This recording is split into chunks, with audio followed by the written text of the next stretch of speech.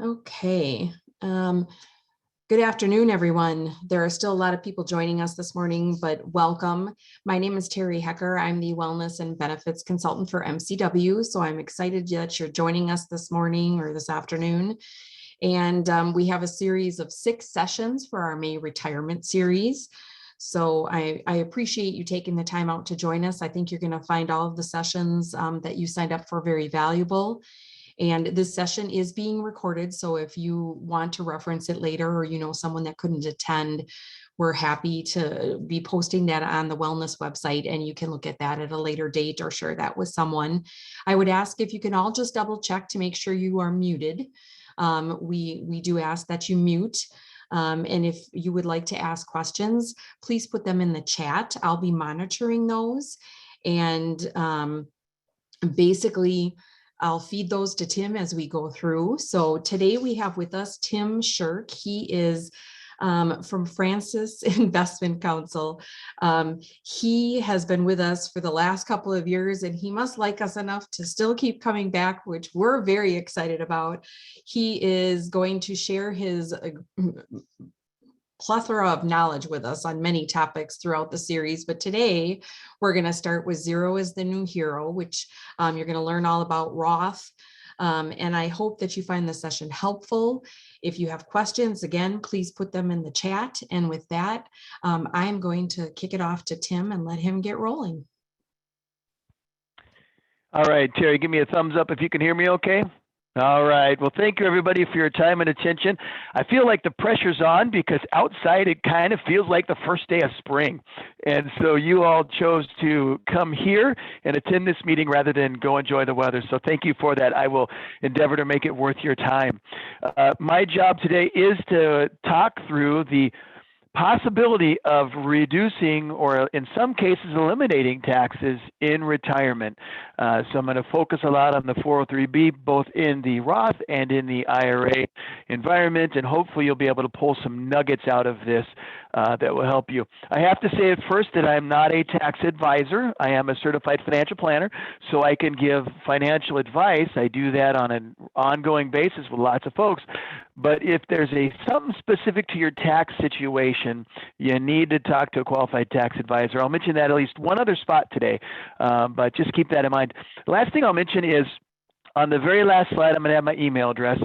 If you have a question about this presentation, something I say in this presentation that you feel needs clarification, please feel free to email me. Otherwise, you do have the option of the chat box, or you can go to Terry and Terry can forward that question to me. That would be fine as well. Now, this year's a little bit special because this year we do the wellness for, we are engaged in the wellness meetings like the one today, but this year there's also going to be a chance for some folks that are on this meeting to win an individual meeting with one of our advisors. And Terry will be sending that. She can give you more information on the details of that, but winners will receive a certificate that has instructions. How do I take advantage of this? And so be watching for that. You can work with your advisor. It can be me. It can be one of the other advisors. We'll plan around your financial wellness needs. They just want you to provide feedback back to the Medical College of Wisconsin. So that's the new piece this year is some of you will be able to take advantage of that situation. Go to Terry for more information there. And actually, there's my email address. So you can take a screenshot, take a picture with your phone, or it will be on the last slide. Now, my preference by far is to be talking in front of you as a group because then I can get feedback from the audience. Since I can't do that, I would like for you all to engage with this meeting either online or by text. If you want to do it online, go to www.pollev.com, pollev.com, and then enter my name, Timothy Shirk 857, Timothy Shirk 857, and you'll be linked up with this meeting. The other way you can do it, you can text my name, Timothy Shirk 857, to 22333. Timothy Shirk 857 to 22333. And then you'll be linked up with this meeting. Anytime there's a live question on the slide, you can either type in or text in your answer, and that will allow you to be a little bit more engaged in the meeting. So let's give this a try. What is the most likely headline for the next 12 months? This one's just for fun. Lombardi Trophy comes back to Titletown. That, of course, is the Packers. Brewers return to 82 swagger. Or Giannis lifts the Larry O'Brien Trophy again. Or the Monsters of the Midway reign once again. What's most likely? Looks like we're figuring out how this is working. That's fantastic. A lot of hopes for the Bucks. Just have to see which Boston team shows up on Saturday, right? All right, so it looks like most of us figured that out. If you answer one way and you want to change, you can text or type in clear. They'll undo your answer, and then you can type in a new answer. So thanks for doing that. We'll have a couple more questions in the presentation. So what are we going to cover today? We're going to cover paying taxes later. That's pre-tax. I do want to go through that. That is the best option for some of you. We want to talk about paying your taxes now. That's with the Roth. That'll be the best for some of you. And if you want to do even more savings of either type, the third thing we'll go through is the IRA option. And again, all with the from the perspective of how do I manage my taxes best. So let's start with pre-tax and paying your taxes later with the pre-tax 403B. Okay, you do have the option of saving pre-tax or traditional in your 403B. And to start this section off, I want to ask this question: how much more income does, and I've given you the answer. Look at that. Yay. I think you could probably see that there. Let me see if I'll give you a chance to respond if you can't already, if you can't see that already. All right. Yeah. The question here that I so foolishly revealed the answer to is: how much more income does the average 45 to 50-year-old American have than the average 65-year-old American? If I were to rephrase this, I would say, how much less income does the average American have in retirement than in their peak earnings, 45 to 54? And the answer actually is nearly $40,000. So part of what's going to drive the question related to which tax treatment you use is your tax burden now versus your tax burden in the future, right? If we knew the future, if we knew what tax rates were going to be like in the future, we'd have a much easier decision to make. But in this case, it is appropriate to say you're likely making more money at 45 to 54 years old than you will be at 65. And so your taxes are likely higher now than they will be in retirement. And that's always been the reason for the pre-tax contribution. The pre-tax contribution says, hey, don't pay your taxes now, pay them in retirement when you're paying a lower tax rate. So if you save pre-tax in your 403B, you get tax-deferred contributions. You contribute $100 to your 403B, and you don't pay the $20 you would have had to have paid on that tax. So it actually only costs your take-home pay $80. That's if you have 20% taxes, just for round numbers. So I save $100, but it only costs me $80. That's a great tax break. Second tax break there is it grows tax deferred. Unlike your brokerage account where you pay taxes as you realize gain, this account you don't pay taxes on year after year after year. So the bigger number, because you're not taxed, gets compounded again and again and again each year. So there's a tax break there as well. However, the IRS will strike back, okay? The IRS strikes back. That is a homage to May the 4th be with you day, all right? So all you Star Trek fans, or Star Wars fans, excuse me. Well, that was bad. May the 4th be with you. Yeah, so when you take the money out in retirement, it will be taxed as ordinary income. So how's your 403B taxed? Well, if it's pre-tax, it'll be taxed the same way your current income is taxed.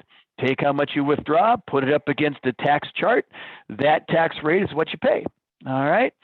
So by saving pre-tax, you delay paying taxes until you pull money out of the 403B.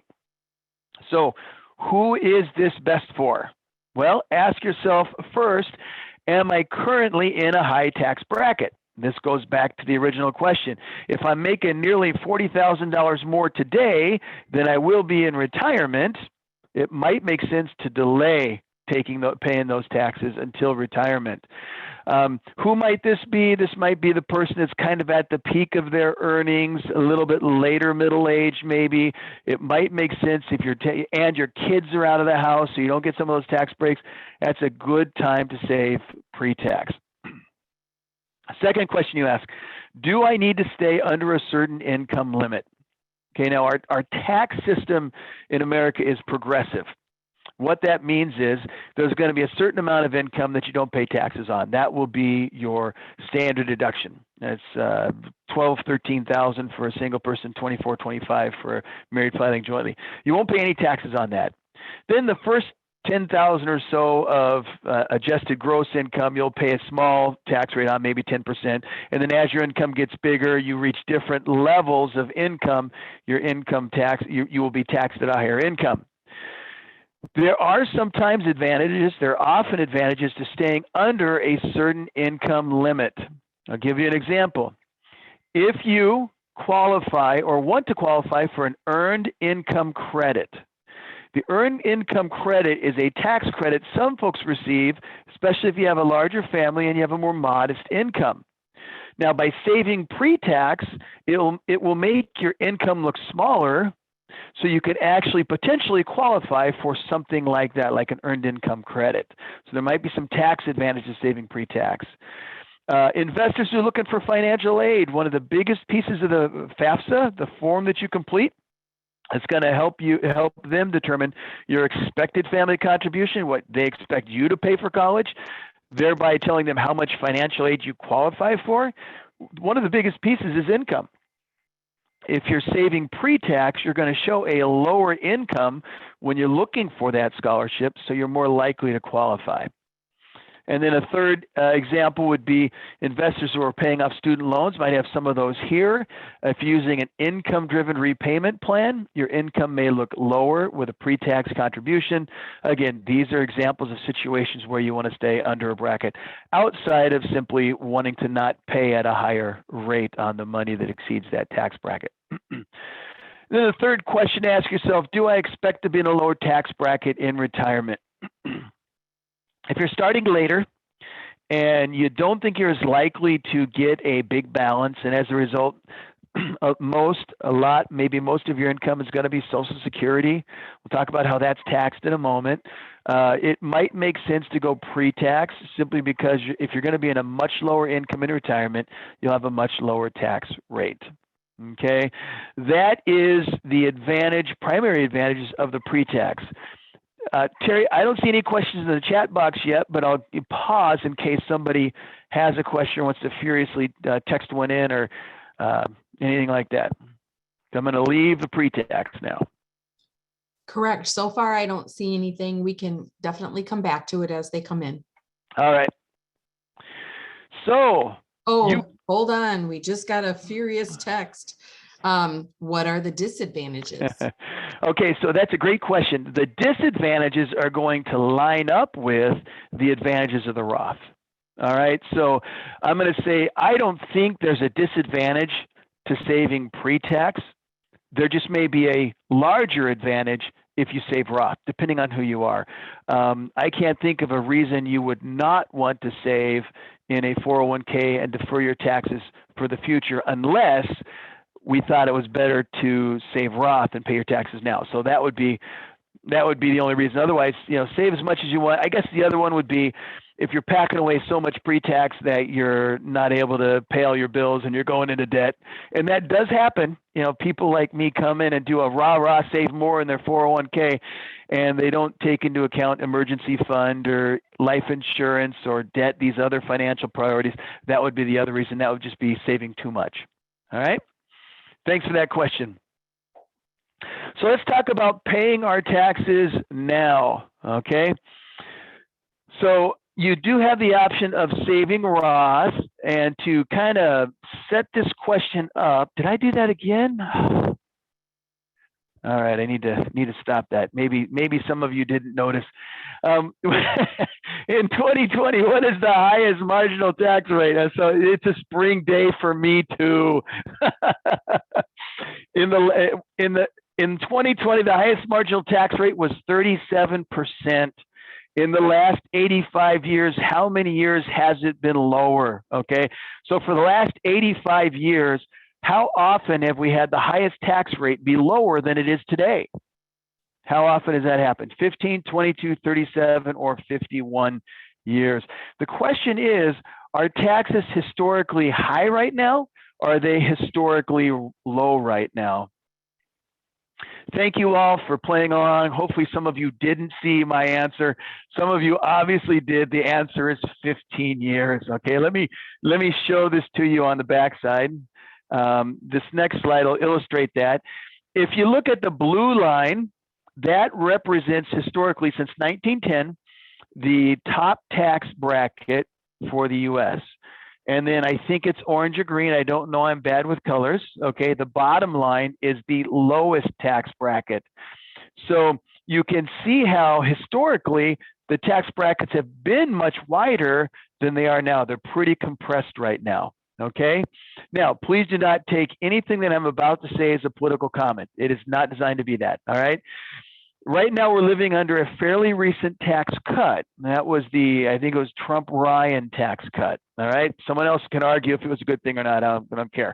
From your personal perspective, in terms of how much you're paying in taxes, there's a chance that you have lower taxes than you did. All right. But at the same time, we're living with the Trump-Biden spending. And again, more spending may be the best way to govern. I'm not making that argument at all. What I am saying, though, is there's a discrepancy between what we're paying in taxes and what we're spending at the federal level, and that discrepancy is yielding a debt. And that debt, if you look historically, I remember back in the 90s when we were shocked that we were over half of our GDP. Now, this line is GDP. This line up here is GDP. That's our gross domestic product. That's how much we produce as a nation. And so I remember when we had our debt was exceeding half of our GDP, and we were shocked. And then in the teens, 2000 teens, it jumped up to 100% of our GDP. And now we're spending more than our debt is more than what we produce each year. Now that spike up was initially because of COVID. It just hasn't come down. So with this in mind, relatively low taxes now, relatively high amounts of debts, I think, and continued plans for higher spending. Again, not a political statement. Let someone else fight that, right? I'm suggesting there's likely going to be some pressure for those income taxes to go up. Okay. And if those income taxes go up, we might not have the promise that we've always had with pre-tax that you'll be in a lower tax bracket in retirement. So that sets the stage, the table for the Roth 403B. With the Roth 403B, you choose to pay your taxes now. You use an after-tax contribution. You contribute $100 to your account, and you do pay the $20 in taxes on it. So your take-home pay doesn't go down $80. Your take-home pay goes down all $100. You don't get that tax break today. But then your account grows income tax free. So you're, again, compounding on a bigger number each year. And in retirement, one slide too far, in retirement, you have tax-free distributions. When you pull the money out, all the contributions and all the gains all come out income tax free. Now this assumes some rules. It's 59.5 in 5 years. We'll go into that in a minute. Notice the difference. Pre-tax, I pay my taxes later. Roth, I pay my taxes now. So who benefits from the Roth? And this would be the advantage to the Roth. Am I a younger investor? Ask yourself, are you a younger investor? Why is that important? Well, I'm going to introduce you to the rule of 72. The rule of 72 is a quick and dirty rule of thumb that we use to try to figure out how much your money can grow or how quickly your money can grow. The rule of 72 says if you divide the number 72 by your rate of return, that'll tell you how long it takes for your money to double. So if you got a 10% rate of return, you won't. But if you did, 72 divided by 10, 7 years, your money can double in 7 years. Let's settle on a 7% rate of return. Might not get that this year, but that would be an appropriate long-term planning target for a stock bond mix. All right. 72 divided by 7 is about 10. So it would take your money about 10 years to double. Okay, with that as a background, quick and dirty, let me introduce you to this young gentleman. He is 25 years old. He just got out of college. He's starting his first job, and he saves $100 in his 401k or 403b. As a 25-year-old, if he gets a 7% return, that $100 would be $200 at 35, would be $400 at 45, would be $800 at 55, would be $1,600 at 65 years old. All right, lots of growth for that young person. Now let me introduce you to this couple. They are not old, they're 55, all right? I have to say that because it's rapidly coming. They save $100 also. They get the same rate of return. Their money, they have 10 years till retirement, their money doubles once. Their $100 today is $200 in retirement. All right. By the way, this is the power of starting early and starting young. That's a different topic, but I'll throw that in there. Now, let's apply some taxes to this. Let's assume that while they're working now, they're in the 22% tax bracket, and that in retirement, they're both going to be in the 10% bracket. That's what we've always kind of planned for, a lower tax bracket in retirement. So this younger gentleman says, well, 24%, sorry, I've got a higher, 24% of $100 is $24. I could pay $24 in taxes now, or I could pay 10% of $1,600 in retirement. Well, that would be $160. Okay. Now, I know that there's a future value of money issue and inflation issue here, but I think in this situation, it probably makes a lot more sense to pay 24% of $100 now than to pay 10% of $1,600 in retirement. Get those taxes paid before this becomes a big number. All right. Now, the older couple, not old, but older couple, their question is 24% today would be $24. 10% in retirement would be $20. 10% of 200 is 20. What should we do? Well, I think in that case, there's a strong argument for doing pre-tax. So the younger you are, the better the Roth is, because you get the taxes paid before more growth can happen. Is there a break-even age in there somewhere? I generally say somewhere around 50 years old. Now, I say that as a person who's going to turn 50 in November, and I'm planning to keep on saving Roth. Why? Because I have every expectation that taxes are going up, not down. But all other things being equal, all other things being considered, generally younger than 50, I go Roth. Older than 50, I go pre-tax. Okay. I guess I'll stop here because I do see a question there, Terry, and I'll see if I can address it. Does it pay to put money from an annuity into a Roth? And could I put some of my 403b retirement into a Roth plan? So I'm going to answer the second question first. You may contribute Roth to your 403b, so you can put money into a Roth 403b starting now. And we'll talk a little bit about how to convert some of your money to Roth 403b. So the answer is yes there. And does it pay to put money from an annuity into a Roth? There's a lot of it depends in there. It depends on the features of the annuity. You know, what's the annuity paying, that kind of thing. And also, I have to say, I'm not a big fan of annuities, so I got to be kind of cautious because I can, you know, get in the habit of kind of talking them down. But it depends on the features of the annuity and whether or not it makes sense. So that really is an individual kind of question. If I get a chance to talk to the individual, you know, I'll give you my best answer on that. But that it's two pieces. It's an investment piece and it's a tax piece. So depends on how long you've been in the annuity. Depends on what the growth that's promised to you in the annuity is, that kind of thing. Annuities tend to get less and less expensive the longer you're in them, just because the fees are so front loaded on the annuity. So it's hard to give a yes or no answer there. Okay.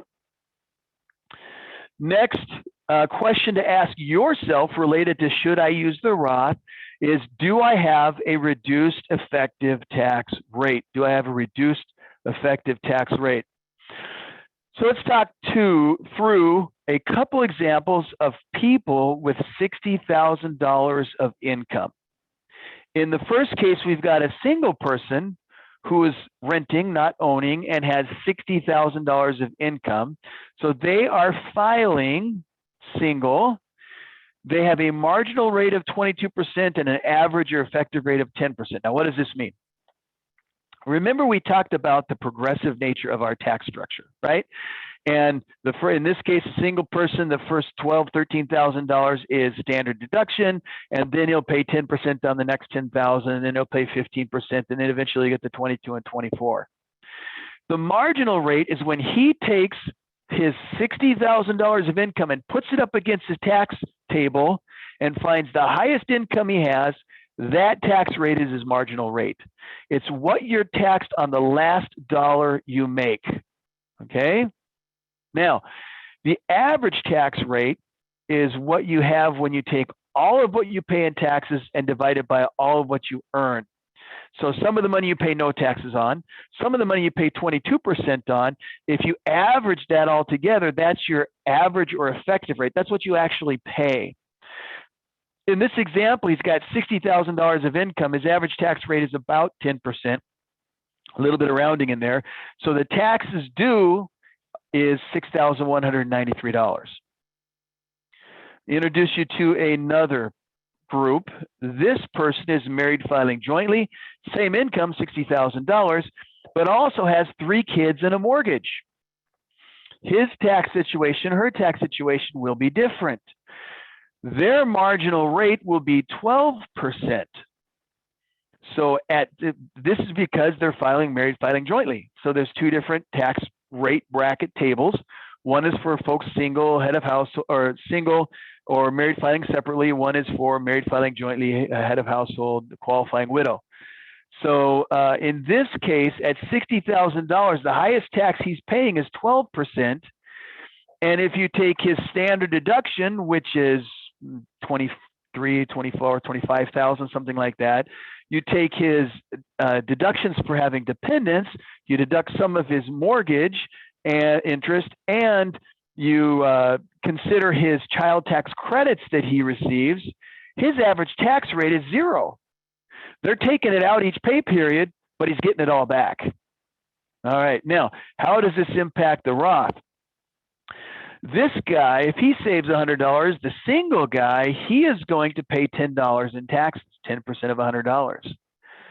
The married filing jointly person, he's not going to pay taxes on it at all. He's actually getting money back.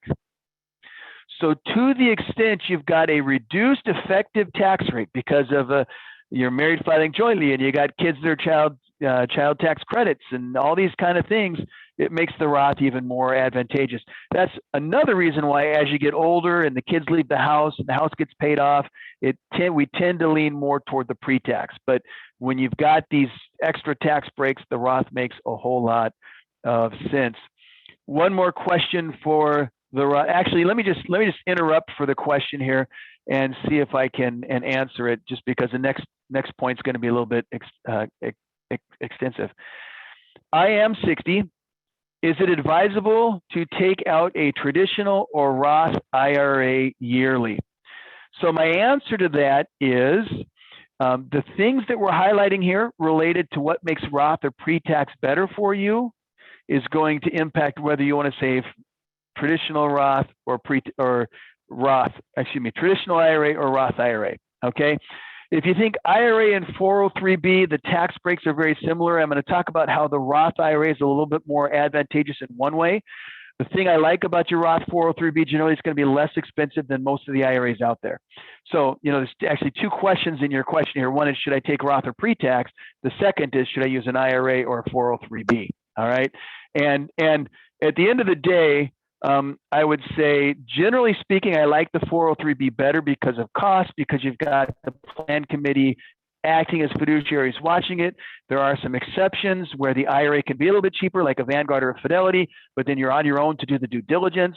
So Roth or IRA or 403B, I generally lean toward 403B unless you find a cheap IRA.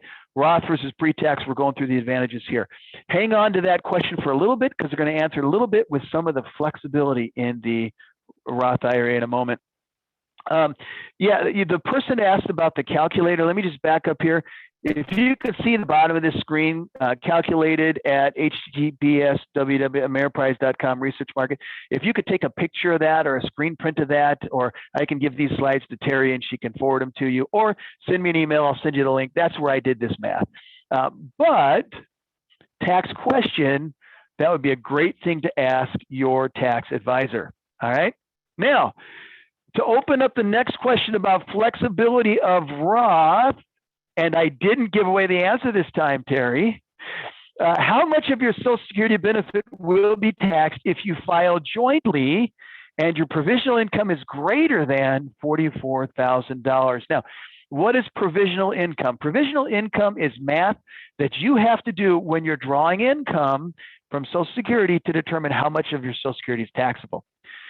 Quick and dirty, it's half of what you take out of your Social Security plus whatever you draw from your pre-tax accounts, pre-tax 401k, pre-tax IRA, plus whatever you earn in terms of income. So half of your Social Security plus what you make in income or draw from your retirement accounts that are pre-tax. If that is greater than $44,000, some of you got it, 85% of your Social Security benefit is taxable. Now, to be clear, that doesn't mean that you're taxed at an 85% rate. Some people leap to that conclusion. No, it just means in terms of your ordinary income tax, 85% of your Social Security is subject to that tax, included in that tax bill. All right? Now, how much of your Social Security benefit will be taxed if you file jointly and your provisional income is less than $32,000? So if your provisional income is less than $32,000, how much of your Social Security benefit will be taxable? Again, provisional income is half your Social Security benefit plus whatever you take out of your retirement accounts or whatever you earn. This is actually a pretty sharp group. Some of you have had this conversation with your tax advisors. Good for you. The answer is 0. Now, those of you who answered 50, you're very brilliant. There's a reason for that, all right? Below 32,000, it's 0. Between 32 and 44, it's 50%, and above 44, it is 85%. That's married filing jointly. I believe it's 20,000, 25,000 if you're single, all right?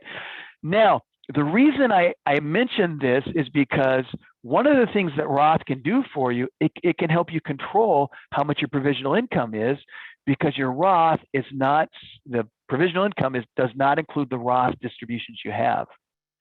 So between half of your Social Security benefit and what you take out of your pre-tax accounts, you stay at $31,999, all right? You're currently at about $45,000 of distributions. Take the rest out of the Roth and your Social Security benefit's not taxed that year. That's pretty sweet, all right? Now, even outside of that, think of how fantastic it would be to have an emergency fund that's not taxable in retirement. So the roof leaks and the water heater explodes and the transmission drops in the same year. All right. I've got to draw another $50,000, $60,000 out of my retirement accounts. Draw it from the pre-tax side, that's going to boost my tax burden up quite a bit. Draw it from the Roth side, no impact on my tax burden for the year. So lots of tax flexibility in having Roth money in retirement. Now, there is one thing to be kind of cautious about, and that is, unlike the pre-tax 403B, growth on your Roth account is taxed and penalized until 59 and a half years old and 5 years from your first contribution. So that "and" is the big thing. So let's say you're 58 years old and you're thinking, you know what, I don't have Roth. I need to start saving Roth. I'm going to save a whole bunch into my Roth 403B. That's great, but you have to have the money in the account for 5 years in addition to 59 and a half. So if you started at 58, you won't be able to take tax and penalty-free money until 63. All right, so keep that in mind. If you're approaching 59 and a half, the and 5 for Roth will push back your penalty-free, tax-free distribution year. One other thing to mention, this 5-year clock, there's a 5-year clock for your 403B, and there's a 5-year clock for your IRA, and they're 2 different clocks. So you've been saving in the Roth 403B for 15 years. Your clock was satisfied 10 years ago. You roll this money, 59 and a half years old, you're 62 or whatever, you roll this money into a Roth IRA when you retire. That Roth IRA has its own 5-year clock that starts fresh. So you can't take distributions if you put it at 62 till 67. Now, that's not as big a deal as it sounds like, because the order of distributions from Roth IRAs are contribution first, then conversions, talk about those in a moment, then gains. All right. The contributions in the IRA, the Roth IRA, you'll be able to get at anytime, tax and penalty free. So if you've been saving for 15 years in the Roth 403B and you've got that 5 years satisfied, but you start a new 5-year clock in the Roth IRA, well, the first part that you're going to take out will be your contributions. If you've contributed 40,000 and it's now worth 60, well, the first 40,000 you take out comes out tax and penalty free. So it's not as bad as it sounds, but if you have a strategy like, I want to use this to pay off my house, I want to take as much out of it as I can, something like that, it makes sense 5 years before you retire, put $100 or $1,000 in a Roth IRA. We'll talk about how to do that in a moment, especially if you have too much income. It can be done.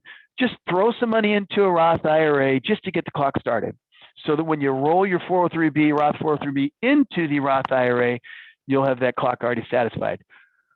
Whew. All right. That probably garnered questions, but you're probably still trying to figure out how to ask them. So feel free to type them in.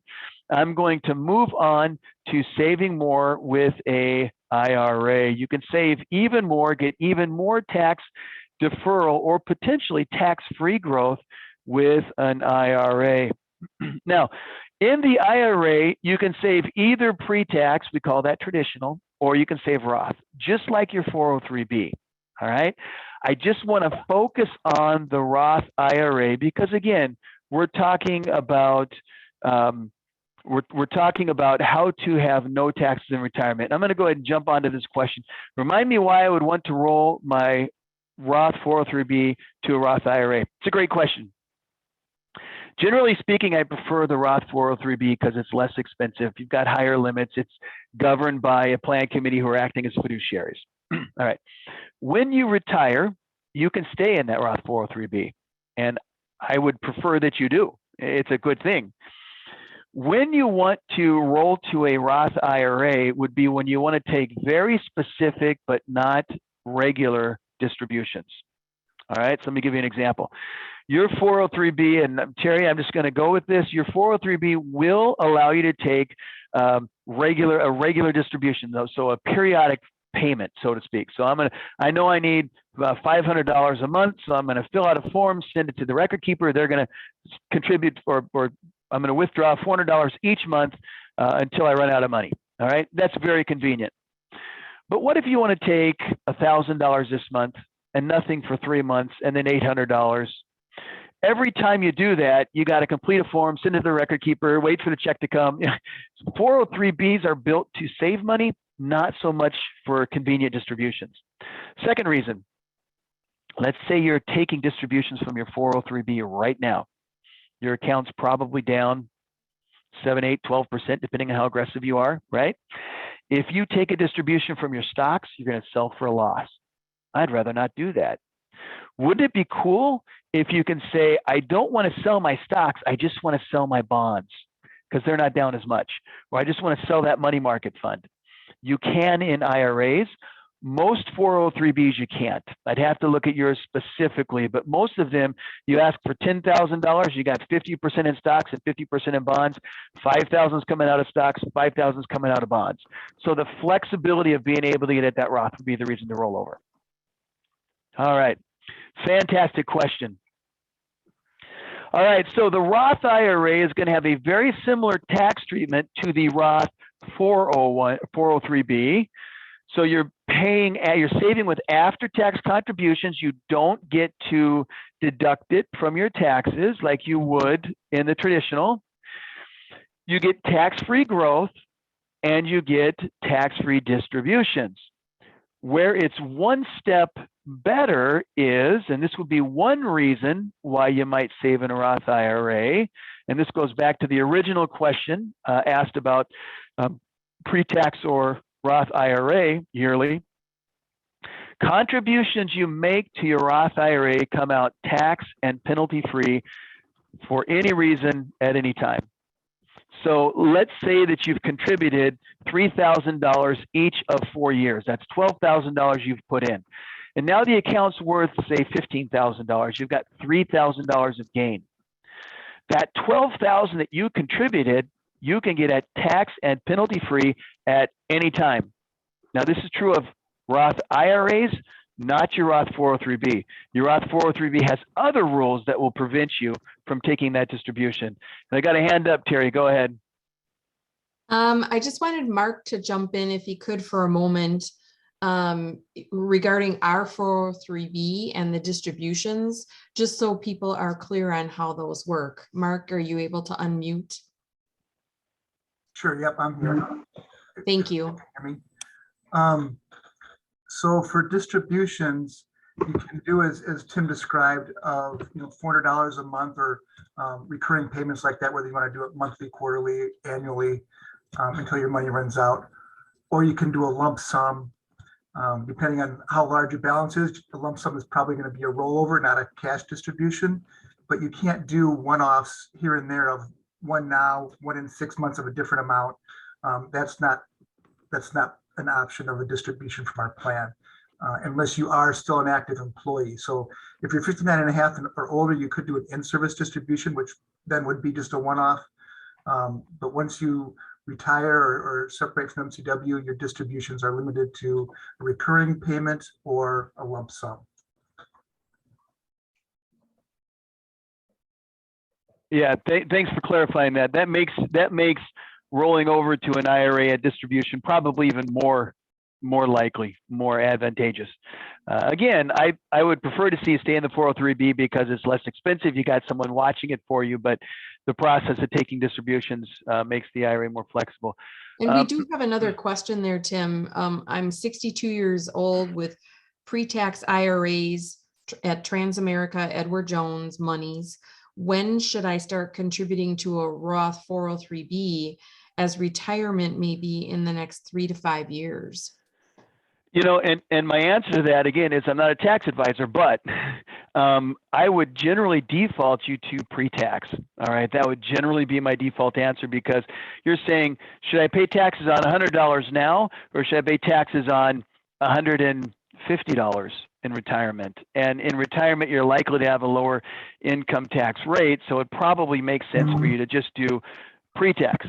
With that said, the other reason you would potentially want to do Roth would be if you wanted to build that tax-free emergency fund. And if that were the case, I would say do it as soon as you can, or consider doing a conversion. We're going to talk about a conversion a little bit, where you just simply pay taxes on some of what you have in there now, and it immediately becomes Roth.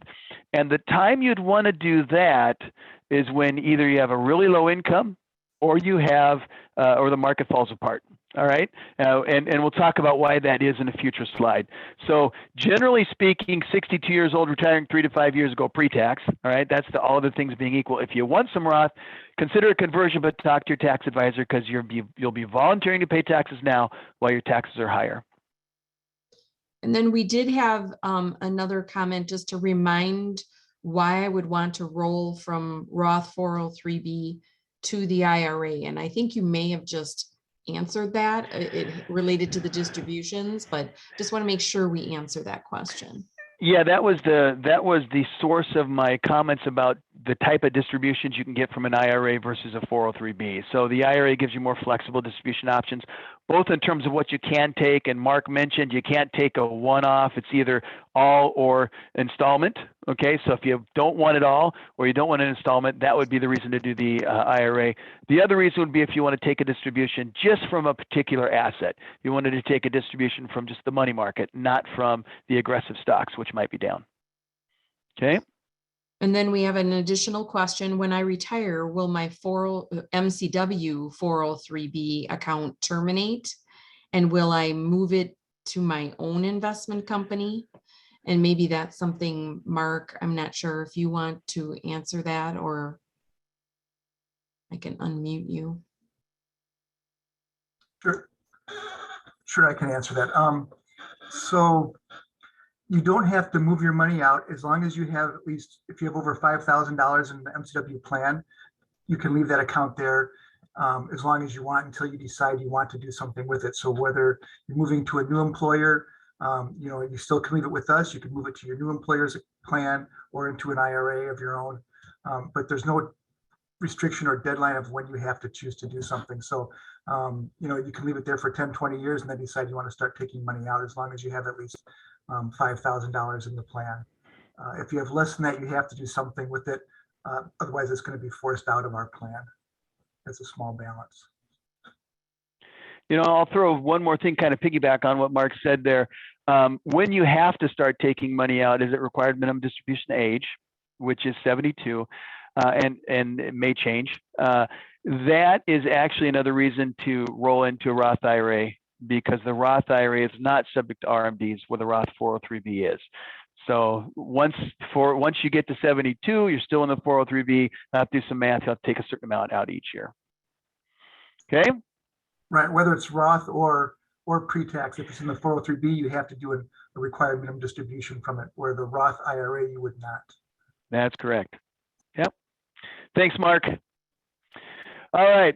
So the reason I'm kind of, I've got this yellow explosion down here is because the ability to take money from a Roth IRA, from the contribution portion of a Roth IRA, tax and penalty free. Now remember the scenario, I've contributed $12,000 and it's now worth 15. The $12,000 I get at tax and penalty free at any time.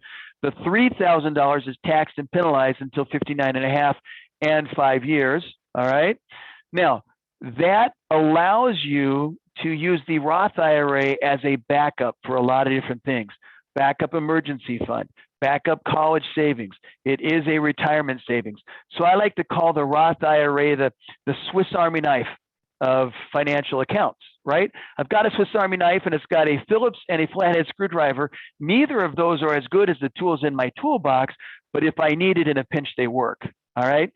Baseball fans, it's the Craig Counsell of retirement accounts, right? He was great at a lot of positions, not the best in any one position, but you could put him at second, you could put him at third, you could put him at short. He's a utility infielder. That's what the Roth IRA does for you. Let me continue here. Some of you are immediately saying to yourself, well, don't I make too much money to save in the Roth? All right. Well, there's a couple of answers to that. There is an income limit that once you exceed it, you can no longer save in a Roth IRA, but don't tune out. We're going to tell you what to do if that's the case. All right. So you can see here, if you're married filing jointly and your income is less than $204,000, that's your modified adjusted gross. So it's after that standard deduction and some other breaks. You can save up to the limit in a Roth IRA. The Roth IRA limits, the IRA limits, whether it's Roth or pre-tax, currently are $6,000. Unless you're over 50, then it's $7,000, whether it's pre-tax or Roth. If you make between 204 and 214 married filing jointly, modified adjusted gross, you can save a reducing amount. Over 214, you can't save in a Roth at all. Similar limits hold true for the single person or head of household or married filing separately, 129,000 to 144,000. So that's why some people think I make too much money to save in the Roth. Okay, answer number one, you do not make too much money to save in the Roth 403B. You can save in the Medical College of Wisconsin Roth 403B regardless of your income. Okay, that income limit is specifically on Roth IRAs. The limit for 403Bs or 401Ks is in 2022, 20,500 or 27,000 if you're over 50. And this limit is separate from the limit for IRAs. So in the IRA, you could say either $6,000 or $7,000. Over here, you can save either $20,000 or $27,000. All right, Roth or pre-tax. So even if you make, and I used to make a joke out of it, right? Even Donald Trump can save in an IRA, can save in a I can't say that anymore because he's too politically charged. All right. So then I went to Elon Musk and now he's too politically charged. So now I'm going with Bill Gates. If you guys stole Bill Gates and you hired Bill Gates, he could save in your Roth 403B even with his income.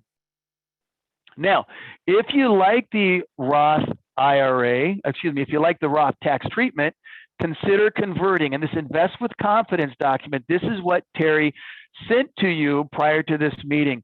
And in here, it explains the option of converting. You can convert existing pre-tax balances to Roth balances.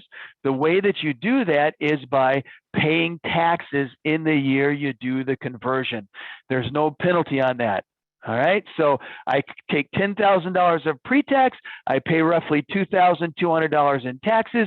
That $10,000 is now Roth 403B.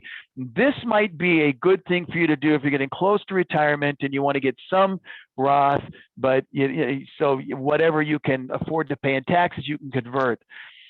Best times to do this when income is lower or when the stock market is down.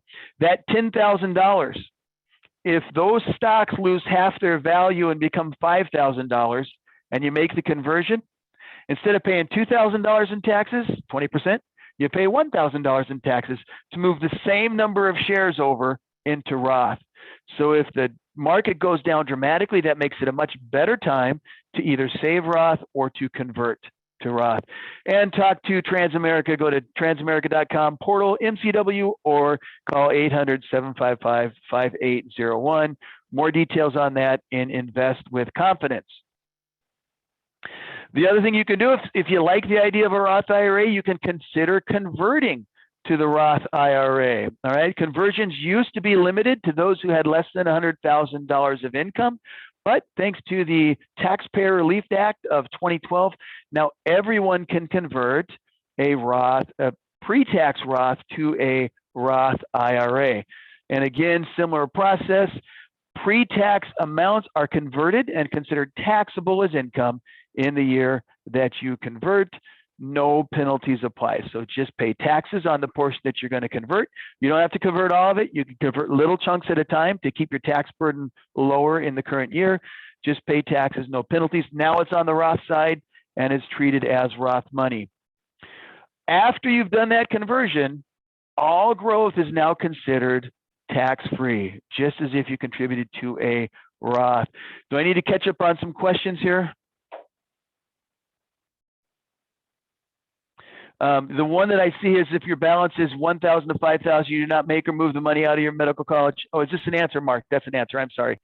Can you convert your current 8% contribution to the 403B, or is this after your current 8% contribution? All right. So unless medical college is different than every other company I work with, you get the contribution whether you save Roth or pre-tax. The match is not dependent on whether you save Roth or pre-tax, but your contribution from medical college will always be taxable in retirement.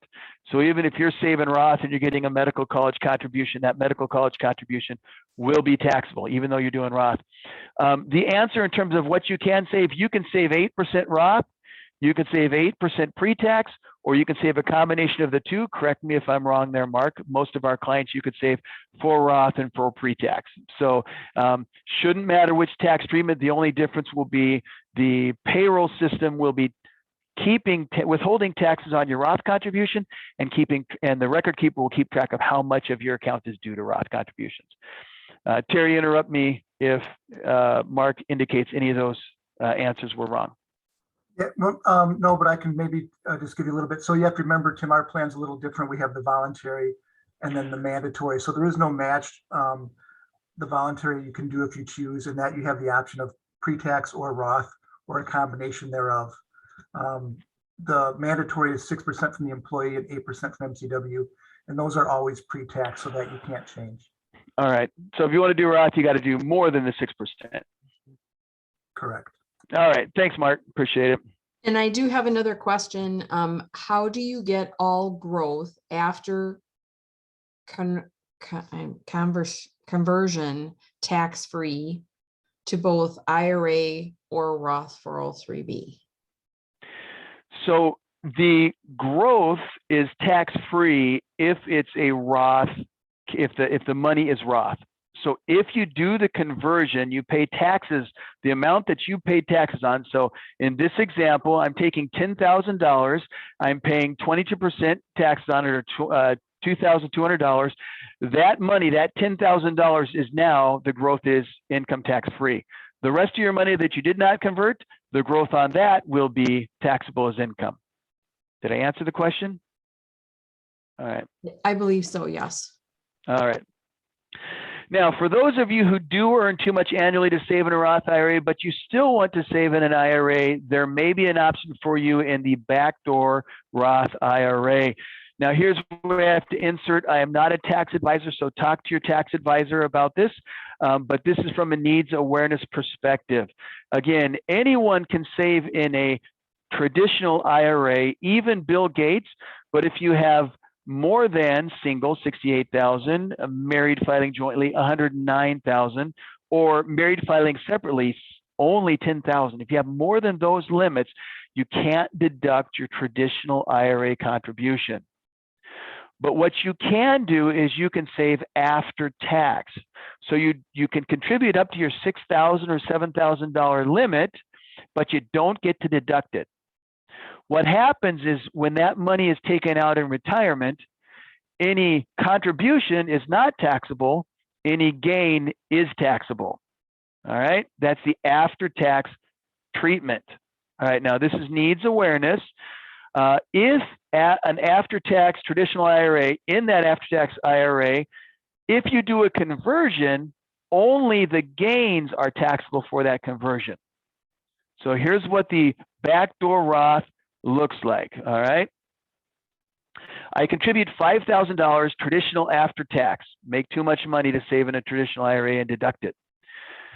My account grows $500 to $5,500. I want to convert that to a Roth. At conversion, only the gain is taxable, only that $500 taxable. So I pay tax on $500. Now I've got $5,500 in a backdoor Roth IRA. All right. Now, here's the catch. There's two things to be aware of. One is the pro rata rule. If you already have money that's pre-tax, in this case, I'm using $5,000 existing pre-tax IRA. When you do the conversion, you don't pay taxes just on the $500 of growth. The IRS includes both your after-tax and your traditional money in the math. And so in this case, rather than paying taxes on just $500, you'd pay taxes on 52% of the conversion. So if you convert 5,500 in this case, you'd pay 2,800 taxes on $2,800. So if you have traditional IRA money already, talk to your tax advisor before you attempt to do a conversion or to do a backdoor Roth. Second thing to watch out for is the step transaction doctrine. And this is actually the second to the last slide I have, Terry. So we are almost done. I see the time. The IRS says they have a step transaction doctrine, which essentially says if you take two legal steps to make one legal step, we can call it two and ding you for it. All right. So it's totally legal to do an after-tax contribution. It's totally legal to convert to a Roth IRA. But the IRS could say that's a step transaction. You did two things in an effort to do one, therefore we're going to call it an illegal contribution. Now, am I saying this to discourage you from doing the backdoor Roth? No. Thousands of people are working with thousands of tax advisors to do backdoor Roth IRAs. And if you go to your tax advisor and say, hey, Tim said I've got to be careful about the step transaction doctrine, and he or she says, yeah, Tim doesn't know what he's talking about, he's right. I'm not a tax advisor, he is. They've all got their own way of separating the two. In some cases, they'll say, I'll contribute in January, I'll convert in July. In some cases, they'll say, I'll contribute a different amount than I'll convert. They're qualified to do that. As a CFP, though, in my training for the purpose of taxes in my training, I have to let you know that is a possibility. Hopefully that drives you to talk to your tax advisor. The backdoor Roth may be a great idea, a great opportunity for you, especially if the market comes down in value or in cost. Just make sure you're talking with an expert who can give you qualified tax advice. I'm going to land on this slide and answer any outstanding questions, Terry. And let me just thank everybody who's leaving. Thank you for attending. I do appreciate your time. We do have another question. I'm 54 and I have some money sitting. What will give me the greatest bang for my buck? Okay, so The sad news is right now, stocks are down and bonds are down. Okay, stocks are down. Bonds are usually bonds do better when stocks do poorly because of people fleeing stocks going to bonds, but because interest rates are going up, bonds do poorly when interest rates go up. So this is too bad. All right. Now you've got money sitting and you'd like to get some bang for your buck. I'll introduce you to something. Okay. There's two things. Number one, some of our plans, I don't know if medical college does, some of our plans do have commodity funds in them. I don't suggest you use it. They generally tend to get market timed. We use it as a diversifier. That's the only thing that's making any money right now in any of our plans. You can get commodity funds, retail, PIMCO, PIMCO is the one that we like the best. If you get it in the retail world, you're gonna have to pay a little bit of a load fee. If you get it in your company plan, you don't. So, but there is one more thing I'll throw out there, and that is the I bond. Okay, if you haven't taken a look at the I bond, there's a pretty small limit. You can save $10,000 if you're married. You can each save $10,000 each year. The I bond is a treasury, so it's backed by the full faith and credit of the federal government, but it has two return components. One is the treasury rate, which is 0, right? The other is an inflation adjusted rate. Before October of it's the inflation adjusted rate changes every 6 months. Before the last October, it was turning 3.52, which I thought was awesome for a risk-free asset. October, it changed to 7.12, and it just like a week ago, it changed to like 9.4%. Now that's great growth for a risk-free asset. Now, is it growing faster than inflation? I don't know. But everything else out there where I could tell you to put money is either down or volatile. Now, the issue with the I bond is you have to hold it for a year. So there's a little bit of liquidity thing. Make sure you don't have to get it in a year. If you sell it within the first 5 years, you forego the last 3 months of your rate of return. Now, if I'm in year 4 and I sell this thing and I have to do without 3 months of return, but in the meantime, I got, 6, 7, 8% return on a risk-free asset, I'm not going to cry a lot. Okay. It's pretty good. So, treasurydirect.gov, if you want to find that, treasurydirect.gov, that's where you buy all your treasuries now. That's the one kind of place I can send you $10,000 if you're single, $20,000 if you're married, that you can get some return on what you can call a risk-free asset because it's a treasury. Whew.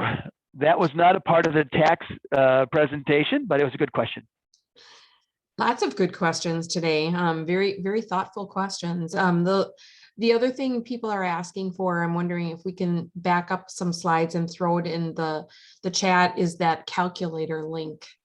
Okay. You had it at the bottom of your slide, and you can probably just copy it and put it in the chat. The other thing I'm thinking we may want to do, because you've got some nice links at the bottom of the slides, is we can share the slide deck with everyone. Yeah, let me just do that here. Yeah, I can turn this into a PDF and send this to you, but let me just. Yeah, if you can do that, and then I'll share that with everyone, because I think there's some good information here, and we covered a lot, so it's a lot to take in in an hour. So while Tim does that, I'm just going to remind everyone, we have our next retirement series session next Tuesday on May 10th. Make your retirement savings last. So we're saving. And then once we get there, what do we do? And then Tim will be back with us next Wednesday on our retirement pre-launch checklist. So we have 2 sessions next week, Tuesday and Wednesday. The Tuesday session is in the evening from 5 to 6. And the Wednesday is from noon to 1. So thanks to all of you for joining today. I know we covered a lot of information. As Tim mentioned, he's got his email, on the slides. You can also email me, and I can share those questions with him, and then I'll get you the PDF of his slide deck. And with that, I think Tim's got the link in our chat, so we're set. And I wish everyone a wonderful afternoon, and thanks, Tim, and thanks everyone else for your time. Much appreciated.